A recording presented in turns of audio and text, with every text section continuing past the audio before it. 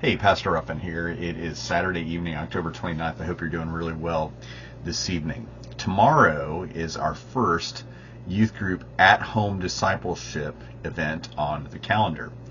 What is so important about this, and why are we doing it? Let me answer the second question first. Why are we doing it?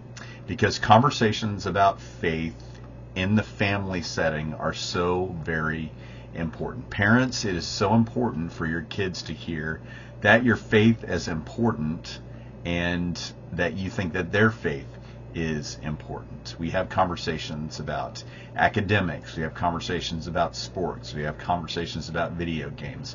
Our kids hear us encouraging them, yelling at them, you name it. How often do they hear us sit down and talk about our faith and how important it is?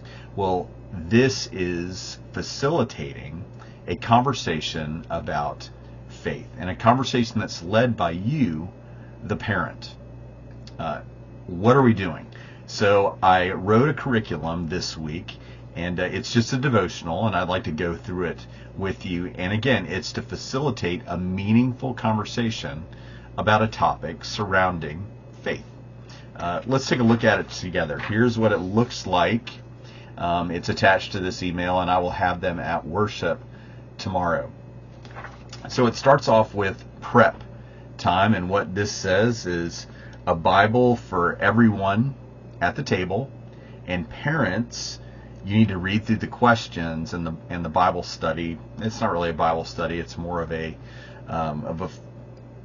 opportunity to facilitate a meaningful discussion. What you do is what we're going to do tomorrow night is we're going to play a game before we sit at the table. Since this Bible study is kind of about committing your plans to the Lord so that He establishes them, we're going to talk about trust, and Melanie and I, along with William and James, are going to play a couple of hands of poker before we get started with the Bible study. Anyway, after we do that, we're going to read the two scriptures. They are from Proverbs chapter 16:3. Commit to the Lord whatever you do, and He will establish your plans. And then the second is from Romans 8:28. All things work together for good, etc., etc. I would let your kids read that. Let your kids read one, and you read one as the parent. And then split up the reading in the devotional here. It's a good, thought-provoking devotional about trust and who you trust, and if you trust God, that He will help establish your plans. After that, there are some conversation questions. They're labeled table question, which is the first one, which is a general question for everybody to answer. It's just a kind of an icebreaker question to get people talking. Tomorrow, it's what's your favorite family vacation that you've ever been on, and why? And everybody can answer that. And then the first question is teen asks parent. And what we're doing is we're trying to get the juices flowing, give the conversation a starting point, a meaningful conversation starting point here. And of course, the teen asks parent, what person do you trust most in the whole world, and why? And what are some ways that you know who to trust? Now, parents, this is going to take a little bit of thought beforehand, because you don't want to give your kids bad advice on who they trust and who they don't trust. But hearing from you how you choose who to trust and what characteristics are important in those types of people are very important for your kids to hear.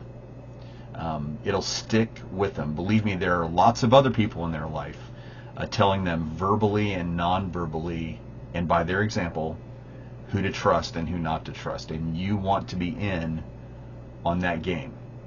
You do. So anyway, I'd encourage you to look through the questions. There are questions from teens to parents, and then parents to teens. And then at the end, it says together, go back over the Bible verses and ask each other what are some things that you can pray for each other for. And then pray for each other. Parents, let your kids say a prayer, even a simple prayer, for you, and you say a prayer for them. I think this is going to be really good. Tomorrow being the first time that we do this. If you're interested in coming to church and being supervised while you do it, I wouldn't mind doing that at all tomorrow evening at 5 o'clock. But this is a really, really good thing. It's something that's going to bless your kids, and it's going to bless you, and it's really going to deepen both of your faiths. God bless you. We look forward to seeing you tomorrow in worship.